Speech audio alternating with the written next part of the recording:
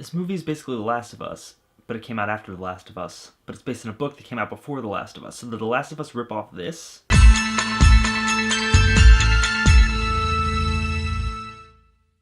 Transit! On the move! Hello, Dr. Caldwell. Hello, Melanie. The Girl with All the Gifts is directed by Cole McCarthy and stars Gemma Arterton, Glenn Close, and is the acting debut of Sania Nanua. I hope I'm pronouncing that right.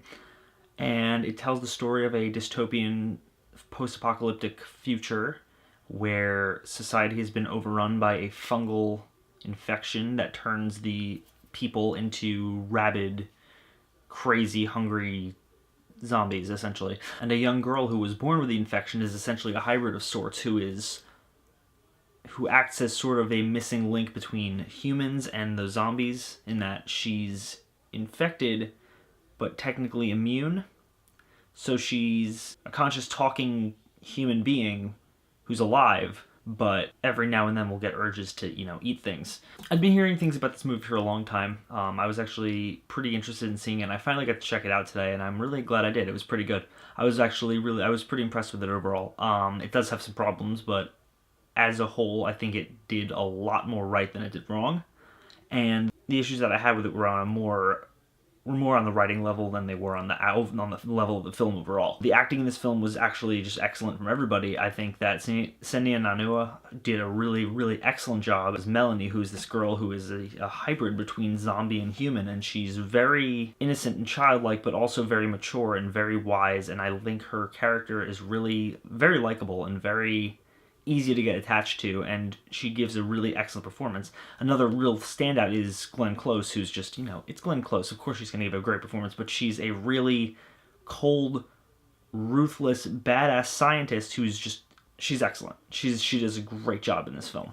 This movie's really well shot, too. It's it's just gorgeous. You have a lot of really excellent cinematography, a lot of really just beautiful, wide cityscape shots with just hordes of zombies just sleeping while standing up.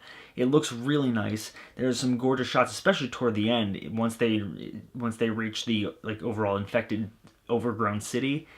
This movie really shines in terms of visuals. It's beautiful. Also, one thing I really want to mention is the score to this film, which is absolutely astounding and atmospheric and adds so much to every scene that it adds a feeling to this film that I don't really know how to quite explain. But the best way I can describe the score is, imagine Daft Punk doing tribal chants and throat singing. That's the best way I can describe it, and it adds a lot to this film, and I was really, really impressed with that. If there's one thing to remember, it's that. Like I said, it is very Last of Us in the sense that, you have the fungal infection, the fungal zombies, you have the young girl who is technically infected but is immune to the overall virus. There's a lot of points in this that hit the same marks as The Last of Us, and like I said, this is based on a book, so I don't know if The Last of Us ripped this off, or it's just one of those things where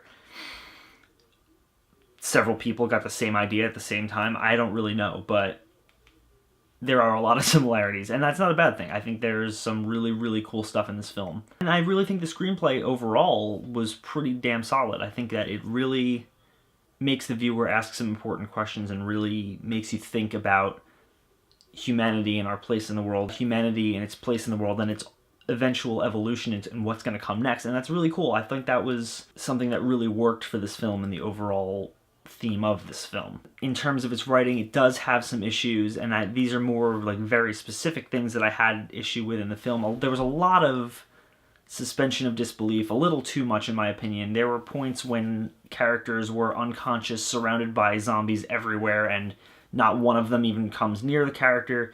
There's a scene when Melanie's walking away from all the soldiers who are trained to kill her, and nobody takes a shot at her, no one does anything, they just let her walk. There's also just some, typical horror movie character choices and character decisions that are a little stupid, especially from Glenn Close when they're walking through a city full of zombies, and she's this badass scientist who's just cold and calculating, and she gasps at the sight of a rat and alerts this entire horde. That to me is just it felt like they needed a reason to have a chase scene happen. On the subject of the zombies in that city, there's a horde of infected kids who, I swear to God, these kids were CGI.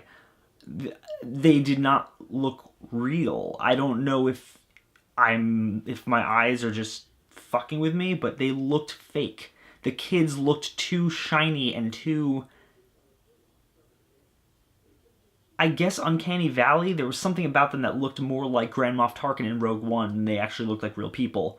Also, toward about the 50-minute point of this film, there is a brief stretch where the film slows down quite a bit, and it takes a very different approach to everything that's happening and becomes very artsy in a way that didn't really quite feel like it fit in terms of the editing, in terms of the shot composition. It felt like a different film. There are a couple of moments involving a cat and then subsequently a dog that really don't quite feel like they belong in the film. They are very just out of the blue, and they don't really serve any specific purpose. And just like I said, the way they're shot doesn't feel in line with everything else in the film. It feels very uneven in terms of the editing style. There are times when the film will decide to switch to a very jumpy, disjointed editing style in a way that's meant to be stylistic, but when the rest of the film doesn't do that, it feels very out of place. But all that being said, I did enjoy this film. I think it had some issues, but I really liked it, and I'm glad I watched it, and I would probably watch it again. Not anytime soon, but down the line I would probably just pop in the Blu-ray again and watch it. It's a very interesting story. It's got some really incredible acting. It's beautiful to look at, and I'm going to say The Girl with All the Gifts is definitely solid. Check it out if you want. It's out on Blu-ray right now. I think you guys, if you're a fan of zombie movies especially, give it a watch. It's definitely enjoyable, and I think you should watch it. Thank you guys so much for watching, as always, and you can, click down there and like and comment and subscribe, and tell me what you thought of The Girl with All the Gifts, if you've watched it, if you've read the book. If you've read the book and the movie's different, you should tell me. I want to hear about it, because I've never read it, and I'm curious. What did you do?